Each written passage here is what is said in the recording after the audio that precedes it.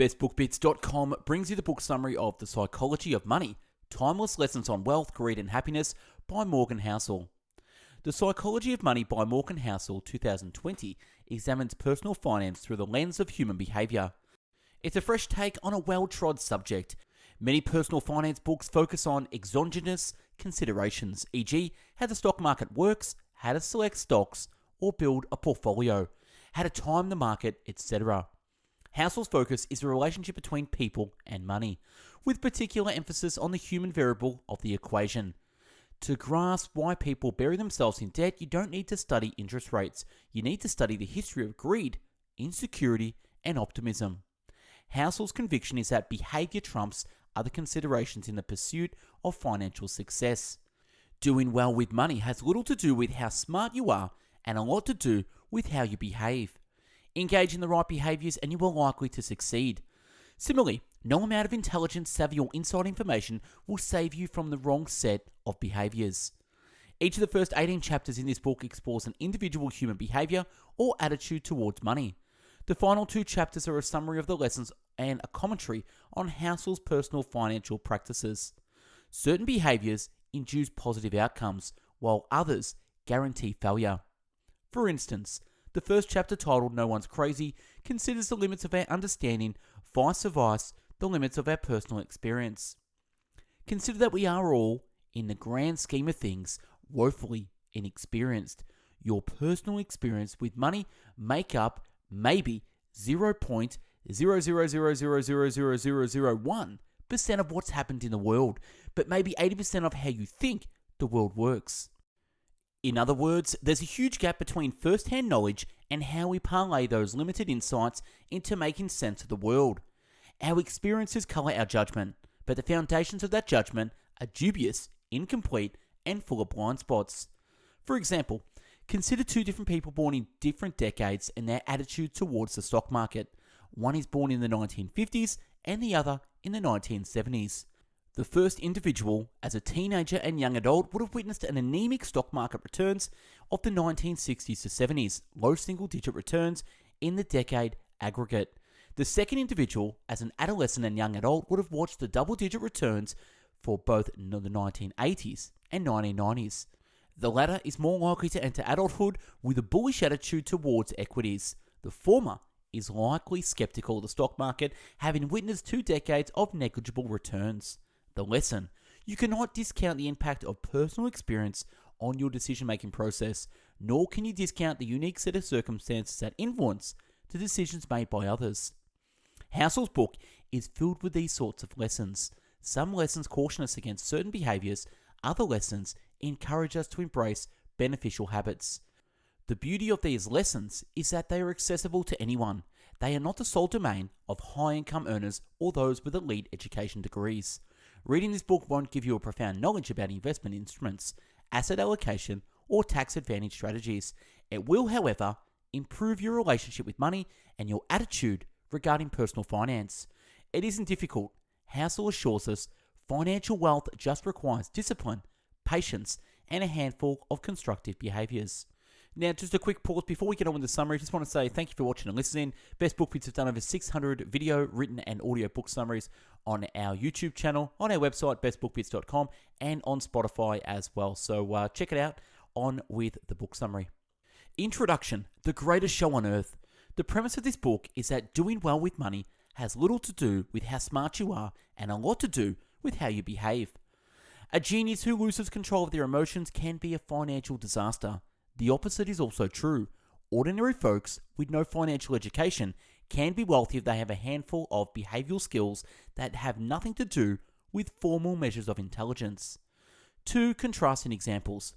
Ronald James Reed, a gas station attendant, janitor, and American philanthropist, saved throughout his life, lived frugally, and amassed an $8 million net worth at the time of death. The majority of his fortune was left to a local hospital and library. And take Richard Fuscon, Harvard-educated Merrill Lynch executive, borrowed heavily and spent lavishly, got hit by the 2008 financial crisis, declared bankruptcy. Ronald Reed was patient. Richard Fuscon was greedy. That's all it took to eclipse the massive education and experience gap between the two. Two explanations that explain existence of stories like Read and Fuscon. Number one, financial outcomes are driven by luck, independent of intelligence and effort, true to some extent. And number two, financial success is not a hard science, it's a soft skill, where how you behave is more important than what you know. Housel believes this is more common with the two explanations. Knowing how to do something is insufficient. In many situations, you also need to battle against your internal emotional and mental turmoil, as well as which will influence or alter your planned response. We think about and are taught about money in ways that are too much like physics, with rules and laws, and not enough like psychology, with emotions and nuance. To grasp why people bury themselves in debt, you don't need to study interest rates, you need to study the history of greed, insecurity, and optimism. Chapter 1, No One's Crazy. Everyone has a unique idea of how the world works. This worldview is influenced by a unique set of circumstances, values, and external influences. Your personal experience with money make up maybe 0.0000001% of what's happened in the world, but maybe 80% of how you think the world works. No amount of studying or open-mindedness can genuinely recreate the power of fear and uncertainty. We all think we know how the world works, but we've only experienced the tiny sliver of it. For example, if you're born in the 1950s, the stock market was flat during your teens and 20s, adjusted for inflation. If you're born in the 1970s, the S&P 500 increased 1,000% during your teens and 20s, adjusted for inflation. Which generation is more likely to have a bullish view of the stock market? Their view of money was formed in different worlds, and when that's the case, a view about money that one group of people think is outrageous can make perfect sense to another. Consider people most likely to purchase lottery tickets in the US, low-income households who spend on average $400 a year. Number seems crazy to people in higher income households, but some might justify the purchase by saying they are paying for a hope and dream. Without being in their shoes, it's hard to fully appreciate why they behave the way they do. Modern financial planning is relatively new. For instance, individual retirement accounts are a recent phenomenon. 401k was created in 1978. Roth IRA was created in 1998. Index funds were developed in the 1970s. As Housel says, many of the poor financial decisions stem from our collective inexperience. There is not decades of accumulated experiences. We're winging it. Chapter 2, Luck and Risk. Just before we get on with this summary, if you are liking this summary so far and want a copy of this PDF summary, I can send this to your email via below. So hit the link below and I'll send this book summary via email in PDF. On with the book summary. Chapter 2, Luck and Risk. Outcomes are determined by more than effort. Luck and risk often figure predominantly in individual outcomes. Story of Bill Gates. Gates attended one of the only high schools in the world that had a computer in 1968, where if not for the efforts of a teacher, Bill Dougal, to procure a $3,000 TAL-type computer, it is unlikely that Bill Gates would have enjoyed the same career success. Gates himself admits as much. If there had been no Lakeside High School, there would have been no Microsoft. At Lakeside, there were three standout computer students, all friends: Bill Gates, Paul Allen, and Ken Evans. Ken Evans was destined for success, but met an untimely death in a mountaineering accident before graduation. This is used as an example of bad luck. Luck and risk are both the reality that every outcome in life is guided by forces other than individual effort. They both happen because the world is too complex to allow 100% of your actions to dictate 100% of your outcomes. So in short, basically 100% of your actions do not dictate 100% of your outcomes. You do have luck and risk, and you always have death in the equation. The accidental impact of actions outside your control can be more consequential than the ones you consciously take. Focus less on specific individuals and case studies and more on broad patterns. Extreme outcomes are low probability outcomes. Applying the lessons of those who achieve these outlier results isn't always helpful, since external forces of luck and risk may have played immeasurable and non-wreckable roles. Instead, look at broad patterns that offer directional insights. For instance, happy people tend to be those who control their time and energy. Chapter 3, Never Enough. Story about writers Kurt Vonnegut and Joseph Heller, Catch 22, attending a party hosted by a billionaire. Vonnegut remarks that the billionaire makes more money in a single day than Heller made from his popular novel. Heller responds, "Yes, but I have something he will never have. Enough." Examples of Rajat Gupta and Bernie Madoff, people who had everything but wanted more. They brought ruin upon themselves because they were greedy and didn't know when to stop. There is no reason to risk what you have and need for what you don't have and don't need. The hardest financial skill is getting the goalpost to stop moving. The hardest financial skill is getting the goalpost to stop moving. Comparing ourselves to others is often the culprit. Capitalism is good at generating both wealth and envy. Both social comparison is a process without end. There's always someone higher up on the ladder. Enough doesn't mean you have to go without. Enough means you know when to avoid doing something you will regret. Many things are not worth the risk, regardless of the gains. A short list, reputation, freedom, family and friends, love, and happiness. The only way to win is to refrain from playing the game. Chapter 4, Confounding Compounding. The simple fact about Warren Buffett's fortune, he wasn't just a good investor. He was a good investor for 75 plus years. 75 plus years is what made Warren Buffett, Warren Buffett. So put in 75 years.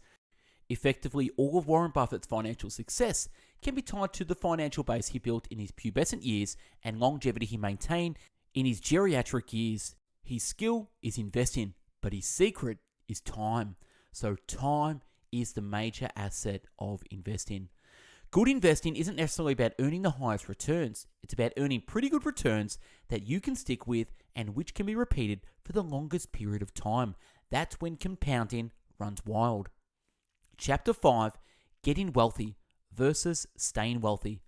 There are many ways to get wealthy. There is only one way to stay wealthy, through a combination of frugality and paranoia.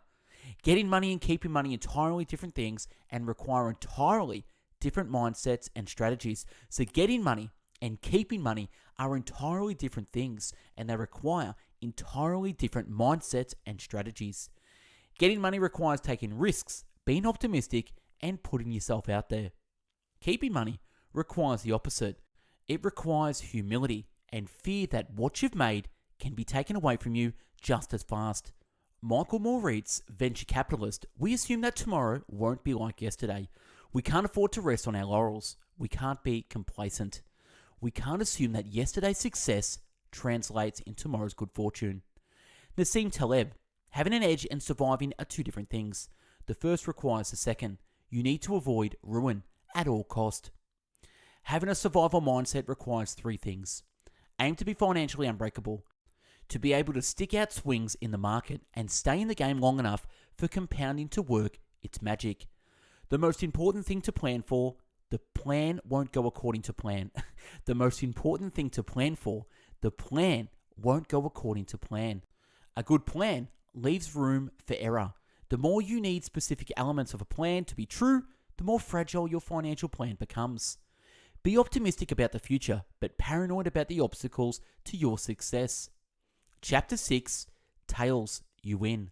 Story of art collector Heinz Bergewijn. He amassed amazing collections of Picassos, Balzacs, Cleese, and Matisses.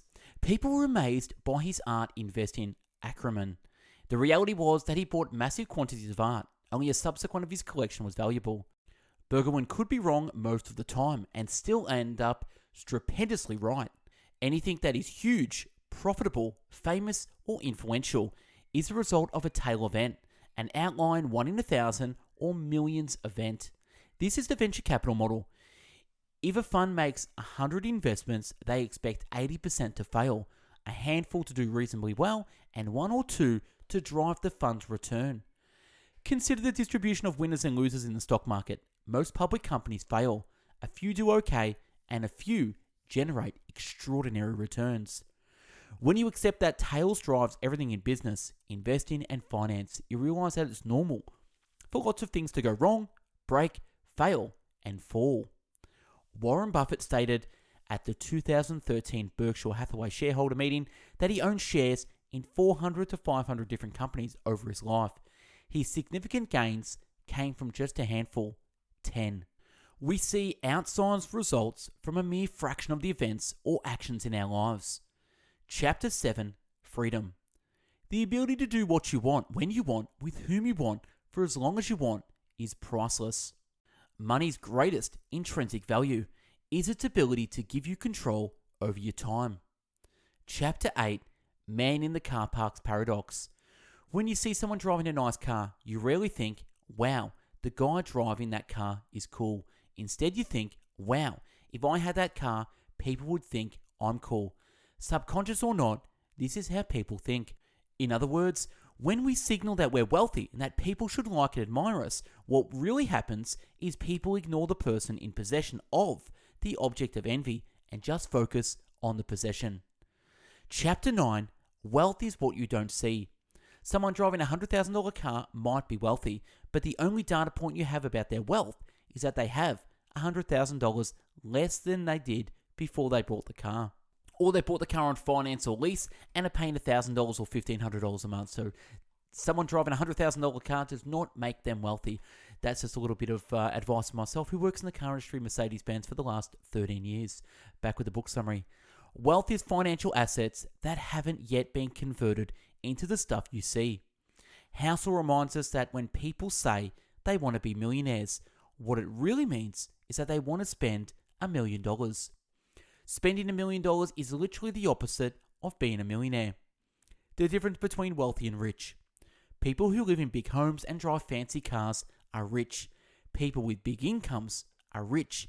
They display the fact that they are rich. Wealth, on the other hand, is hidden. Wealth is income that is saved, not spent. Wealth is optionality, flexibility, and growth. Wealth is the ability to purchase stuff if you need to. So that's the difference between wealthy and rich. One is seen and one is not seen. Chapter 10, Save Money.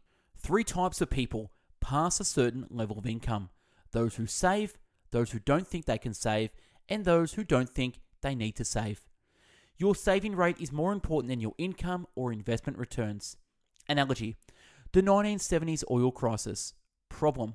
Oil supply was insufficient to keep up with demand and economic growth. Solution.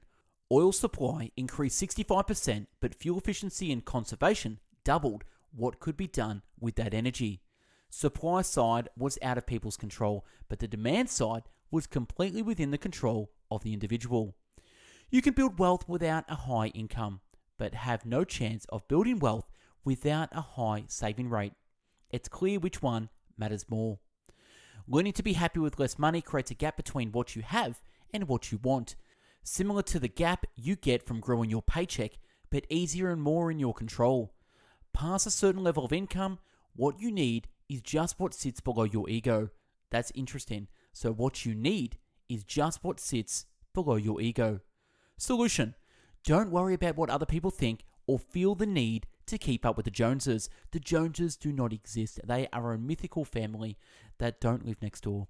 The flexibility and control of your time is an unseen return on wealth. That's massive. So control your time. It is the unseen return on wealth.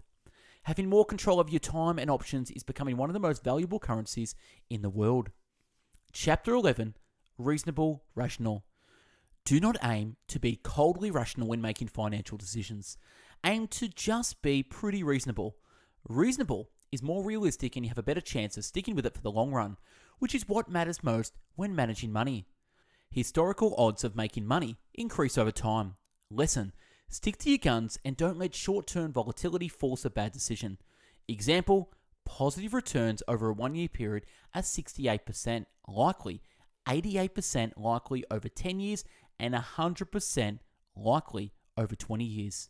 Before we jump into chapter 12, I just want to quickly let you know about a book that I've created called 150 Best Book Bits Summaries, Volume 1. So I've put together 150 of the best book bits summarized, $3,000 worth of books, summarized the best book bits into 2,500 pages, 5 volumes, along with 50 hours of video and 50 hours of audio content to be consumed in the shortest amount of time. So you can get that by clicking the link below, 150 books. So or go to go.bestbookbits.com/150. That's go.bestbookbits.com/150. 150. Check it out there. 2,500 pages over 5 volumes, 50 hours of audio and video content. Get it, download it on your phone, and you can watch, listen, read book summaries anywhere in the world, anytime, when you want. That's it. Back with the summary. Chapter 12, Surprise. Scott Sagan, political scientist. Things that have never happened before happen all the time. History helps us calibrate our expectations, study where people tend to go wrong, and offers a rough guide of what tends to work. But it is not in any way a map of the future. Remember, past performance is not indicative of future results, as the ubiquitous financial disclaimer states. Focusing on past history and past returns may cause two things. Number one, overlooking outlier events that move the needle. Example, 15 billion people were born in the 19th and 20th centuries, but consider the handful that inordinately influenced historical events. Hitler, Stalin, Mao, Edison, Gates, and Martin Luther King, etc. Consider the projects, events, and innovations of the last century: the Great Depression, World War II, vaccines, antibiotics, the internet, and the fall of the Soviet Union. Certain people and events have influence that is orders of magnitude other than others. Housel calls these tail events. Tail events cause second and third order repercussions. It is easy to underestimate how things compound. For example, 9/11 prompted the Federal Reserve to cut interest rates, which helped drive the housing bubble, which led to financial crisis, which led to poor job market, which led to tens of millions to seek a college education, which led to $1.6 trillion in student loans with a 10.8% default rate.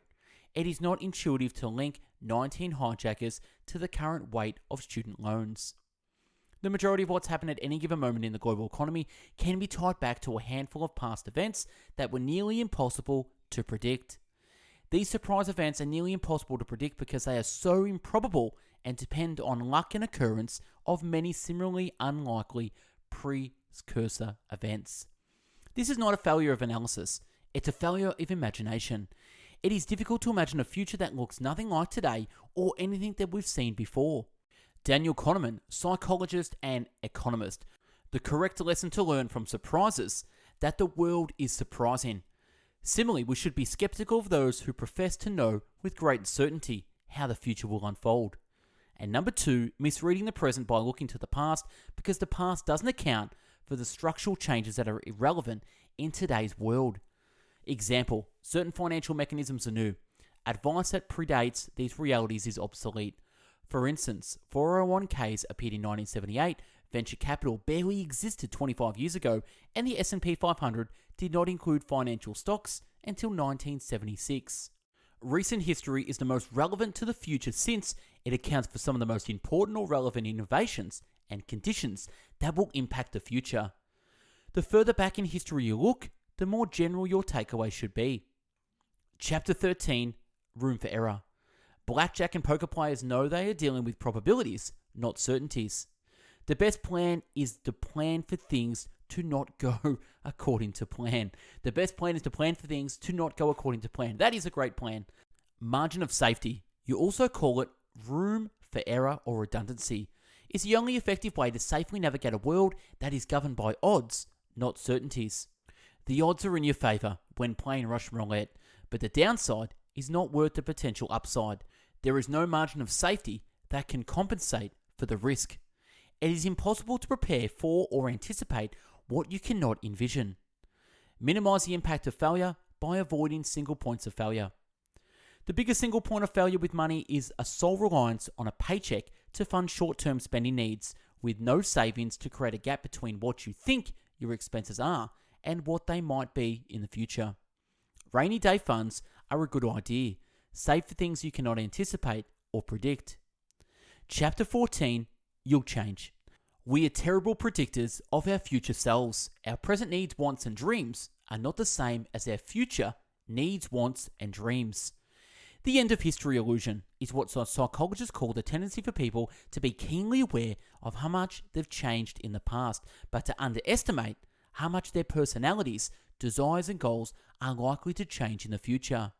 The result is that long-term plans and decision-making is very difficult to do effectively. Accept the reality that individuals are prone to change. What matters to you today may be viewed as inconsequential in a decade. Sunk cost. Anchoring decisions to past efforts that can't be refunded are a devil in the world where people change over time. They make our future selves prisoners to our past, different selves. It's the equivalent of a stranger making major life decisions for you. That's funny. Chapter 15. Nothing's free. The key to a lot of things with money is just figuring out what the price is and be willing to pay it. Successful investing demands a price, but its currency is not dollars and cents. It's volatility, fear, doubt, uncertainty, and regret, all of which are easy to overlook until you're dealing with them in real time. Few investors have the disposition to say, I'm actually fine if I lose 20% of my money, but if you view volatility as a fee, things look different. When you invest in the long term, you need to be willing to accept the short-term price of market fluctuations. Chapter 16, You and Me. One reason for market bubbles. Investors often innocently take cues from other investors who are playing a different game than they are. Short-term momentum attracts investors with short time horizons. Bubbles aren't so much about valuations rising, that's just a symptom of something else. Time horizons shrinking as the more short-term traders enter the playing field. But note that the short-term investors will only stick around so long as the momentum continues, but this momentum is transient. Bubbles do their damage when long-term investors playing one game start taking their cues from those short-term traders playing another. It's hard to grasp that other investors have different goals than they do, because an anchor of psychology is not realizing that rational people can see the world through a different lens than your own. Chapter 17, The Seduction of Pessimism. Pessimism isn't just more common than optimism, it is also sounds smarter, it's intellectually captivating, and it's paid more attention than optimism, which is often viewed as being oblivious to risk. Tell someone that everything will be great and they'll likely either shrug you off or offer a skeptical eye. Tell someone they're in danger and you have their undivided attention. Daniel Kahneman. This asymmetry between the power of positive and negative expectations or experiences have an evolutionary history. Organisms treat threats as more urgent than opportunities, have a better chance to survive and reproduce. Pessimists often extrapolate present trends without accounting for how markets adapt. Remember the story from Chapter 10 about the 1970s oil crisis. Pundits failed to account for the innovation in fuel efficiency and cheaper, more efficient oil extraction. Similarly, in the 2000s, as oil prices increased, certain types of oil extraction became economically feasible, such as fracking. Necessity is the mother of all invention, and humanity is endlessly innovative. People respond to adversity and problems with new and novel solutions. Threats incentivize solutions in equal magnitude. That's a common plot of economic history that is too easily forgotten by pessimists who forecast in straight lines. Progress is slow, but setbacks and disaster happen quickly and impactfully. There are lots of overnight tragedies. There are rarely overnight miracles. Growth is driven by compounding, which always takes time. Destruction is driven by single points of failure, which can happen in seconds, and the loss of confidence, which can happen in an instant. Chapter 18, When You Believe Anything. The more you want something to be true, the more likely you are to believe a story that overestimates the odds of it being true. Everyone has an incomplete view of the world, but we form a complete narrative to fill in the gaps. B.H. Lindell-Hart, historian, in his book, Why Don't We Learn from History? History cannot be interpreted without the aid of imagination and intuition. The sheer quantity of evidence is so overwhelmingly that selection is inevitable. Where there is selection, there is art. Those who read history tend to look for what proves them right and confirms their personal opinions. Daniel Kahneman, hindsight, the ability to explain the past, gives us the illusion that the world is understandable. It gives us the illusion that the world makes sense, even when it doesn't make sense. That's a big deal in producing mistakes in many fields. Rather than accept that we don't know something, we actively attempt to develop personal theories and stories that creates illusionary understanding that is psychologically comforting. Illusion of control versus the reality of uncertainty. Simply put, the comfort of our psyche is put forth before anything else. Recognize that there is so much you don't know and how much that is outside of your control. Philip Tetlock, psychologist: we need to believe that we live in a predictable, controllable world. We can turn to authoritative sounding people who promise to satisfy that need. Kahneman identified relevant errors in cognition. When planning, we focus on what we want to do and can do and neglect the plans, actions, and decisions of others who might impact our personal outcomes. When studying the past and forecasting the future, we overemphasize individual skill and discount luck. We focus on what we know and ignore what we don't know. This results in overconfidence. Chapter 19, all together now. Chapter is a summary of lessons in the preceding chapters: humility, less ego, wealth versus riches, financial decisions that offer peace of mind, use of the power of time and consistency, accept failure and risk, strive for time, freedom, frugality, making saving a core habit, be prepared to pay the price required for successful outcomes, and prepare for margin of safety, avoid extremes, and define the game you're playing. Chapter 20, Confessions. This chapter highlights some of the financial behaviors and beliefs of the author. Independence drives all of Housel's financial decisions. Live below your means. Derive pleasure from free or low-cost activities: exercise, reading, podcast, learning. Owns his house without a mortgage. Admits that this is a terrible financial decision, but a great money decision. Peace of mind. Maintains 20% of his assets in cash outside of the value of his primary home. He does this to maintain a safety net and to avoid being forced to sell his stock market investments in an emergency. Charlie Munger: the first rule of compounding is never interrupted unnecessarily. No longer invest in individual stocks. All household stocks market investments are in low-cost index funds. Some people can outperform the market averages. It's just very hard, and harder than most people think. Every investor should pick a strategy that has the highest odds of successfully meeting their goals.